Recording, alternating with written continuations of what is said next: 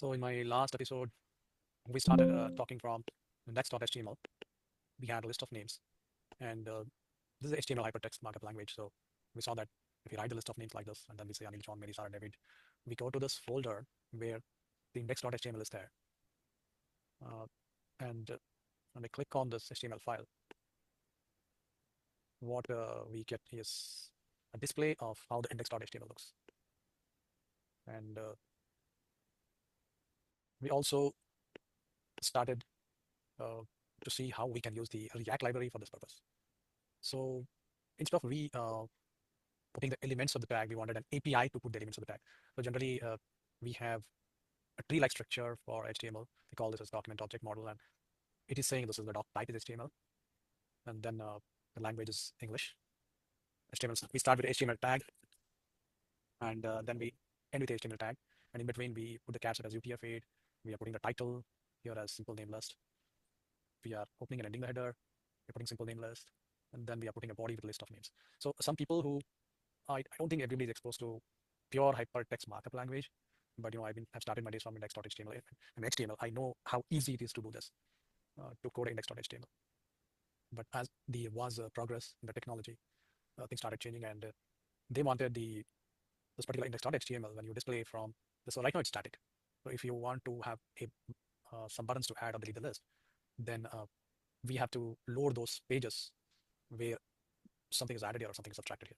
So instead of loading the whole page, we wanted to, for the refresh, you have to load a new page, which means that this also means that you have to uh, have a client-server communication where you have a web server which listens for HTTP request.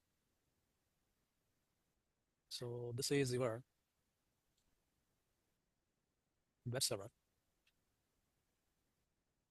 and for this web server listens to your requests, HTTP requests, HTTP or HTTPS requests. So what exactly happens? So when it is listening to your HTTP server requests, as soon as listens on port 80 or 443, 80 or 443 for HTTP server requests, HTTP requests. Now here we have a client which is nothing but a browser. This is your browser, which is going to send a HTTP request. So we will show the HTTP request here.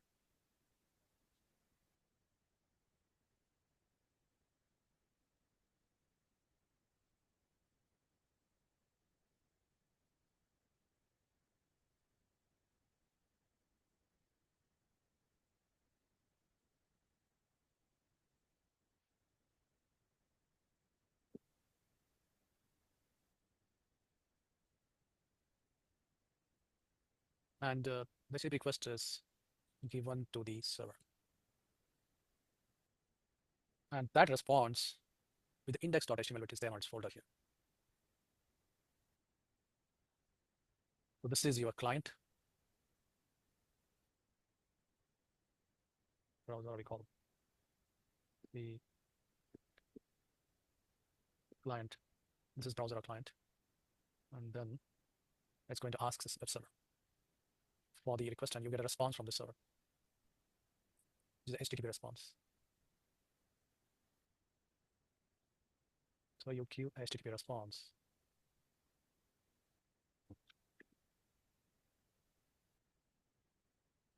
What exactly the server does? It simply sends the response of this index.html. I need to open this in a browser.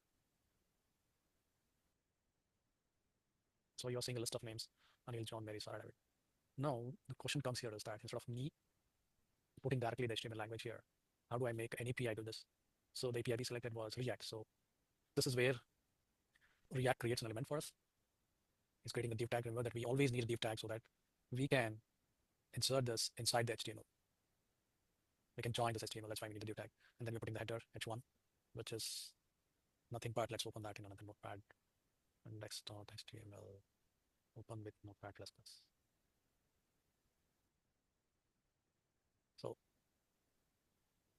This is where we are creating element div, and then we create element h1, list of names, and then after that you create an element ul on our list, and then we also discussed how we use names.map. So names is the one which is having arrays, and we use names.map, and we need an index, to track each element in the array, and then we create element and we give a list, and then we give a key which is the Anil and index one, and then the name. Key is the number, and index is also a number, and then we display the name. So it is exactly doing this. Link and the name, it will have index. So this is about using React, and then to use React, what we did is that we went here, nameless manager, and then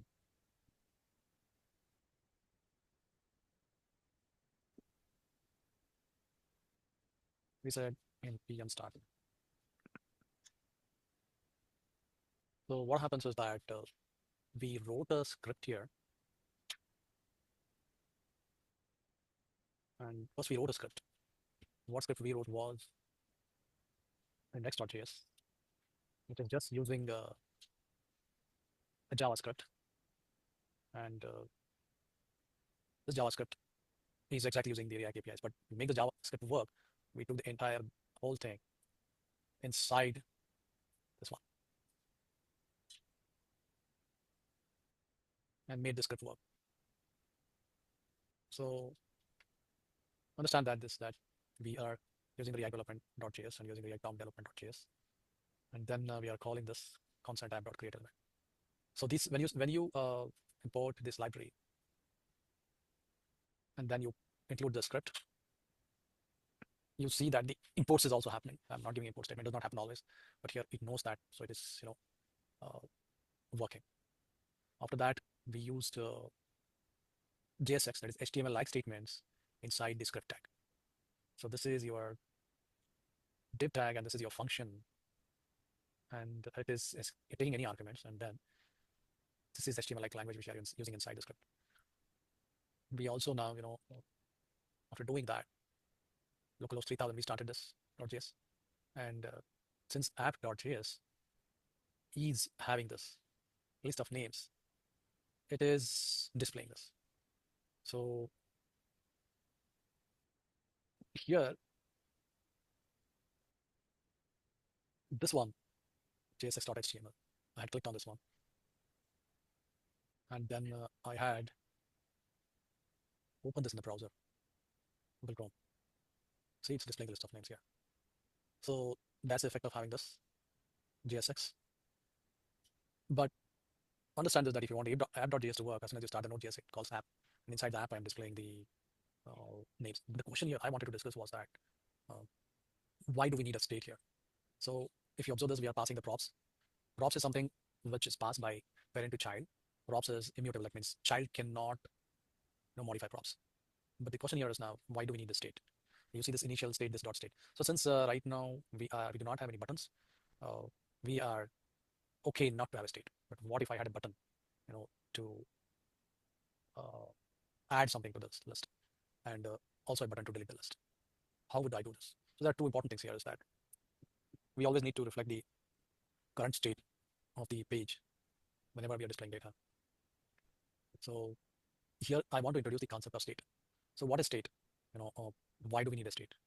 So why, see, with HTML also it was possible for me to have a list of names. Just with HTML also, you can add a button and delete a button. So let's go back to that. Let's do a more simple exercise. Now this is my index.html. I want to add a delete button and add button. Just plain HTML. How will I do that?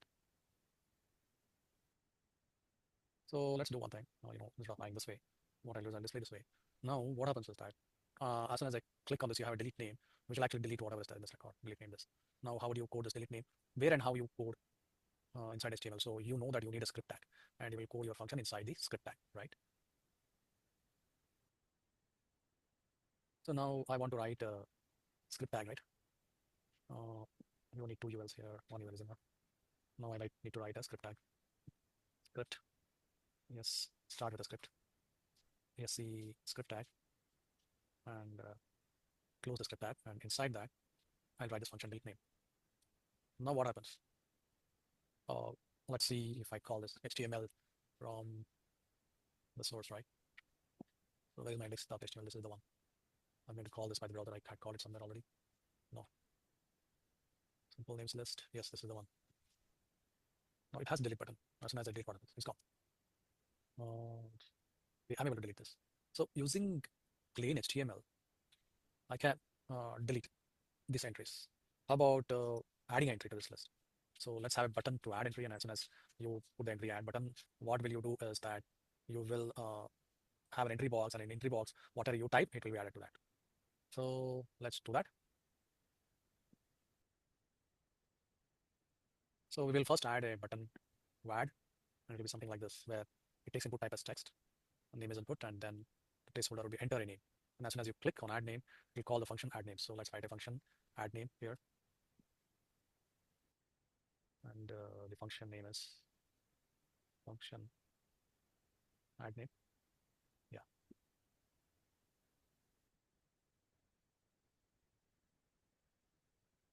And then what it takes the input as a button, T-O-N, then. So it is having a input element name ID as name input, right? So what we do is that inside this, we try to get the value of this element ID. But how do we refer to this ID, right? So the way to you refer to this ID is document dot get element by ID name input. Then we try to get an input here, constant input equals, right? Now we are getting this. Now we have to add this to the list. But how do we add this to the list? We have to put element li, right? And then we have to give the input here. And then we have to close this, right? So we got the element. Then if we have the name element, so let's do one thing. Let's take constant name is equal to input dot trim. Trim input dot trim, right? So if we have a name, then what we do is we create element li. The li.html will replace this with the name, and then with a button on click list, delete name with delete button. And this is not enough. We need to add this to the list. So in order to add this to the list, what we do, we get the list ID, document.getElement ID name list dot append child, and we append li for this. Then what we do is we clear it. So if we have entered something, it does. If we are not entered, then we say alert me. So all we did this using HTML. Let's see how HTML will work as per what we are thinking now. This is the one, right? Inner HTML. Okay, now I'll try to add any Sunil. And then say add. No, it's not working. Why is that? There is some issue. So this works, but if I add Sunil, it's not working. So let's troubleshoot this. Why the issue is there. Now we want to see, right, why it is not working. So what I did is I did index.html, and then I try to add this SUNIL as an add. Then I'm getting an error here. Input.trim is not a function. Where the issue is line 27:24. It is telling me that this is not a function. So in order to come out of that, I need to go here, and then I need to see what exactly I can add here, where I will get a trim. So input dot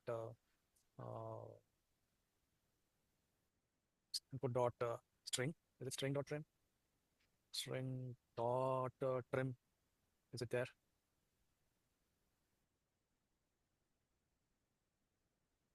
So yeah, I think this is there. Let's try this and see whether we get it now. Index.html. It is okay. It's not pointing now. Let's see. See when I will add. We still don't have. When you click add, what is the issue now? It's telling string.trim is not a function, right? Console cannot read properties of undefined reading trim. So this is still not okay. It is telling that cannot read properties of undefined reading trim. So what could be the issue here? So instead of I saying this as a string, what I could do is I can take this and still saying it's not defined. Input dot value dot trim. Now let's see. Now the idea is it was showing us where the error was, but how do we correct that? That is very important. So in this, I'm using Visual Studio, and suppose I had done this as string.trim, would it still point me an error? That is very important. I'm pointing this way. Now what I'm asking is there a way I can validate this in Visual Studio so that I can correct it? That's my question. How do I do that? So what we do is we give input dot value dot add name, delete name, then trim, let's say. After doing this, let's see now. And next.html, then yes, HTML, then add. So it's getting added now, my name. If I want, I can delete it. I can delete Sarah, I can delete Anil. So we have a code purely in HTML where we have a delete button and add button. Now, if I can do this in HTML, how do I do this in React? And first of all, this page has become dynamic now, right? And just using ordinary HTML, I'm able to add a name to this list, and also I'm able to modify this. Let me delete this. This is not needed.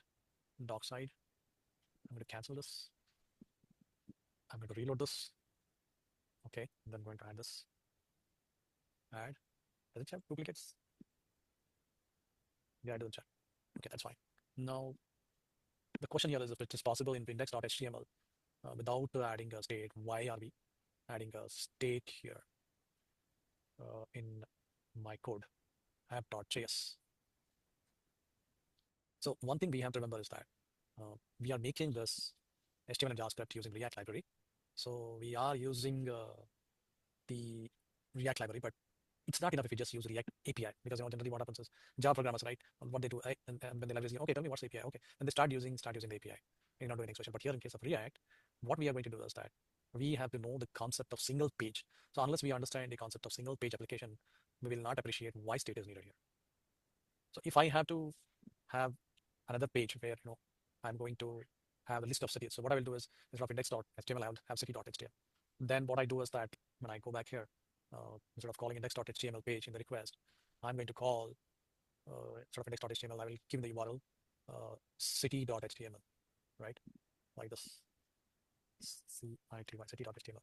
So it is telling me that the file is not there, but the moment I just do a copy paste of this file, index.html, here I can get city.html. How is that? Copy, show more of paste, and I'm going to rename this to city.html, city. Okay, and then what I'm going to do is that let me open city.html, and instead of saying the names here, I'll say the city names, maybe San Francisco, then Dallas, then Santa Clara, then San Antonio, San Antonio, and then maybe New York. Okay, and when I say this, and when I load this here, what happens? City.html. What? Still showing the same? Let's try to open this. Oh, this is simple city name list. City name list. And then list of city names. And then we have all the city names here. And if I do this, okay, list of city names, San Francisco, Dallas, and all. That means if I have to call another HTML, that means I have to load an HTML. But what React app does is it's got having a single page concept. That means that inside this index.html, if I want, I can display the city.html. So you need not call a separate page. You just maintain the template. It can display the names of people as well as city names in a single page. It does not stop. The advantage does not stop. Remember this, that if you add or delete a name, a person's name, or a city name, you need not reload the whole page. React will, I'm just repeating again, React will load only the changed part. How is this possible? So this is possible through single page application. And for single page application to load only the change part, what React does is, so now what happens is, I wanted to explain more about the DOM. Here we have a DOM. You can see that this is your actual DOM, document object model. It is having div and it is having two tags, H1 and H2, right? This is your old virtual DOM, H1 and H2. Now what happens is, in our case, in your case, new virtual DOM, we are adding extra elements here to the HTML. That is using add button, say we have added two names. So this is new virtual DOM. What React does is it always compares old virtual DOM and new virtual.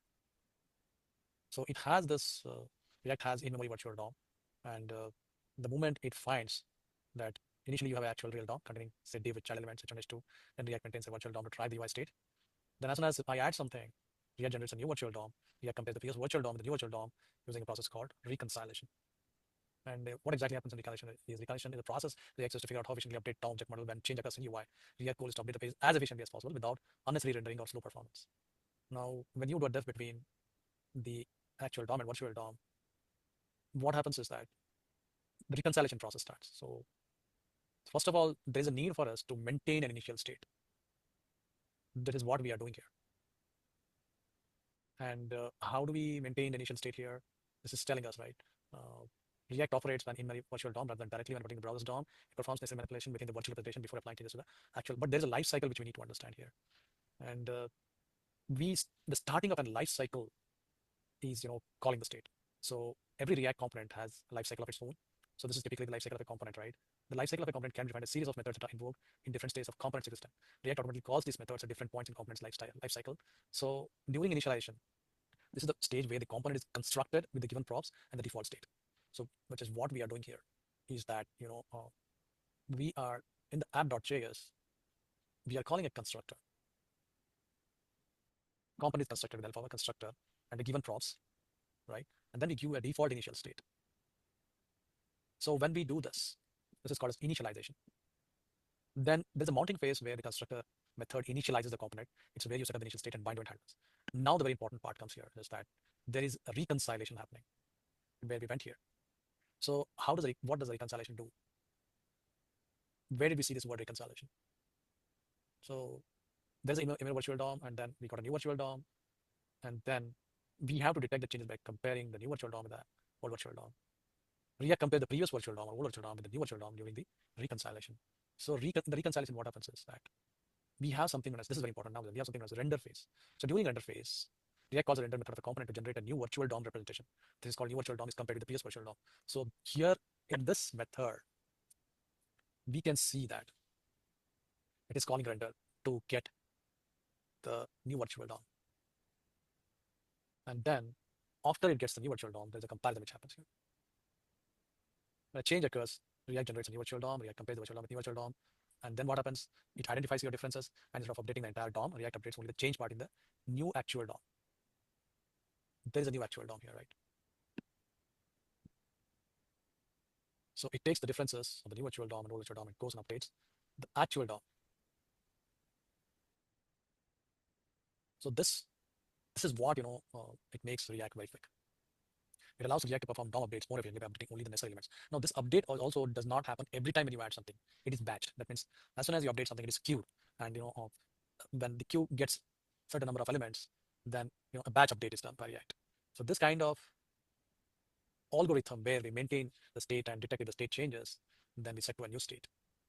So initial rendering creates a initial virtual DOM tree where components are first rendered. React then compares the virtual DOM with the actual DOM and updates the actual DOM only when necessary. So when the state or props of a component changes, React creates a new virtual DOM tree. React then compares a new virtual DOM with the previous one, determining what parts of actual DOM need to be updated. So here we started initial state, and then inside here we said this.state names.map list of state. Now in this example, we have not added the buttons which we are talking about, add button and delete button. So, but in the index.html we did that. But we observed that rather than be coding the HTML like that of adding buttons, we will use React and we will use the state concept to detect the changes and update the new state. So we will do that coding now. So where do we add the button here? We will add the button here before we end the list. So we will do this. So right now what we are doing, very simple. We are putting a button on click, and as soon as on click is called, we're going to call a function, and to that function we're going to pass an index, right? The function will take the index and it will delete that. So we need to write a function now, delete name. So we put a delete name. Now let's define the delete function here. When we pass something to delete, we are passing the index of that. So that's the index to remove. We come here and we filter the name and current index. We'll pass all those indexes, except we'll not pass the one which is index to remove in updated names. So which means that if I passed, say, if I'm deleting Anil, no, let's go to this list. If I want to delete John, John is index 1, right? So John is index 1 is passed here, which is index to remove. So it will go first time to 0, and it will return. Again, it will come here. 1 is compared to 1, so it's index to remove, it should not pass. Then it will skip 1, then it will go to 2 and it's not that, so it will return that. Go to 3, it compares, it will return that. We'll go to 4, compares that and return. So in updated names, what we will have is, we'll have Anil, Mary, Sarah, and David, but we'll not have John. Then this is very important. Now we are setting this new state, this dot set state with names, updated names. And when we call render, the reconciliation happens where it constructs a new virtual DOM, and then the new virtual DOM is compared with the old virtual DOM. If there is a change, then the actual DOM change is done. And then, it will take this root element and it will add the changes to that page. So let's see now if it has added a delete button by calling app.js. Yeah, we got a runtime error. Oh, okay. It deleted Anil correctly. Then let's try to delete David. Yes, it deleted. So we are successful in now delete button. We are able to delete because we call the initial state and then we are doing a set state as soon as the change occurs. And we are constructing a virtual DOM from the render. We are doing a reconciliation. We take the new virtual DOM is compared with old virtual DOM. We found a difference, then we update only the actual DOM. So this is very important to understand.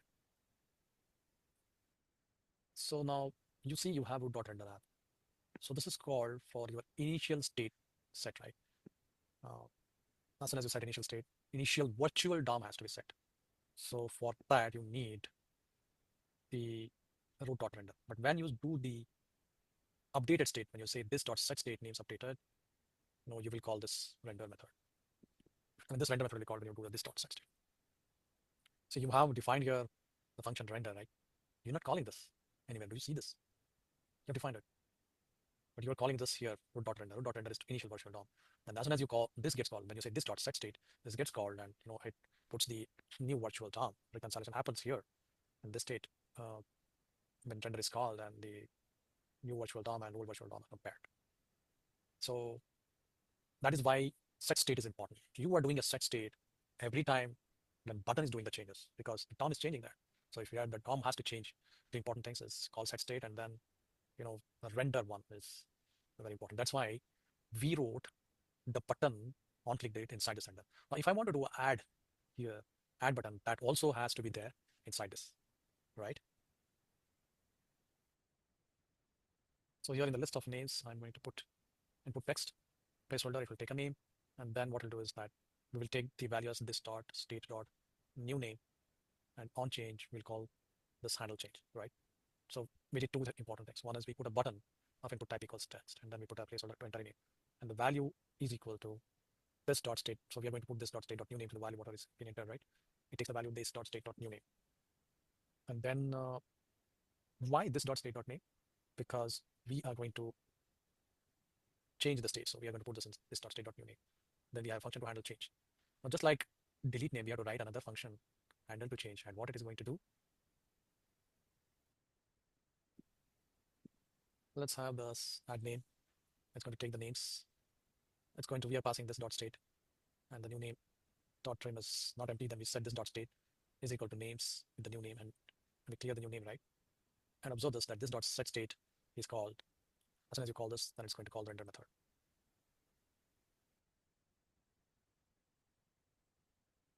So add name is the one where this button is called. You want to set the new state, this dot to state, and it creates the new virtual DOM. So you understood now is that let's try to see if it works as we say, or if there is some issue. Okay, there's an issue we need to resolve. Fail to execute remove child on the node. The node is not a child of this node. There is an issue we need to troubleshoot this one. So remember that we are taking input type as text. We are asking user to enter a name, and this the name is entered. Remember that on change, that means whenever there is a change on the form, we have to handle this change. So we have not had to return a function handle change here. That's why we were seeing that error. But now let's go a little deep on what exactly the handle change does. So imagine that you have a form. So in the index.html, whatever we talked about, I did not show a form here, but here we are, whenever there's a input type text, user enters something, there is change in the form. And that is the way we are going to detect that something has been added. So it is not enough if you just put an add button, right? And then just like our index.html and what user types, it is going to handle it. Let's go back to our index.html and see what we had done here. This is our index.html. And then here we had add button. And what we did is we did a very simple operation here. We just went to the element name input. And then we got the value of that. But here is a bit different. We have a form, and as soon as we change something, we have to catch that event what has changed. So that is why, yeah, going here, and we'll write a handle change function to catch that event. And then we have to enter whatever text has been entered into our display list of names, right? So this is the one we are going to say handle change. Handle change is going to catch an event, and then we're going to do a set state, new name e dot budget value. So we now have defined completely the add name. Now let's see what happens.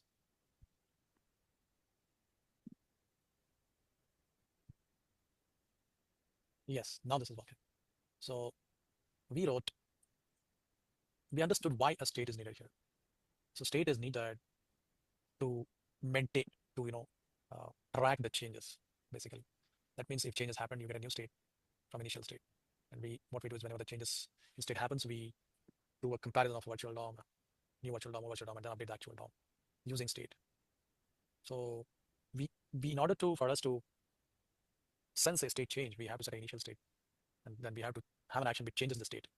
So here this dot set state changes the action. So delete button, whenever something is deleted, you say set state here in delete button, right? Similarly, when you do add something, you have to also track what's been added here. And what we do is that in order for us to sense what has been changed, we call handle change. And then what we do is that we set that to new name target. So if the new name is not empty, then we do a set state with the names, new name, and then we clear the entry box. So that completes my explanation of why we need a state. But just to emphasize, why we needed a state is here. Uh, we started with this one where we said if we add a new names to list and becomes the new virtual DOM, it is compared with the old virtual DOM, and then it does a reconciliation right here. And the reconciliation happens when you call render. We also saw two main differences. One is UI sense change updates. For the updates, you need the render method here, which I talked about. But initial virtual DOM, you need a render and which we call as root.render. So hope you understood the purpose of this render as well as this render. A lot of videos do not explain you that. And a lot of videos also do not explain uh, how do we build index.html with plain HTML. What is the advantage of using React API? What is the advantage of using the JSX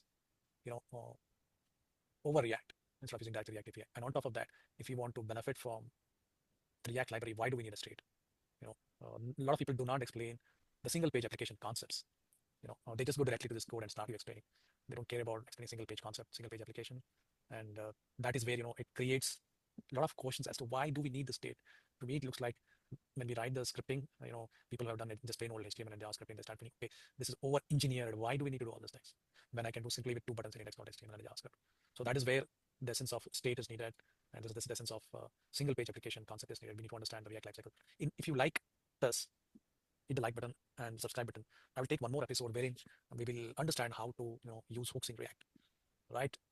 Thank you. Happy React coding. This is the episode which tries to explain use of state, and I'll be coming up with one more episode of how to use the hooks. Thank you all. Happy React coding.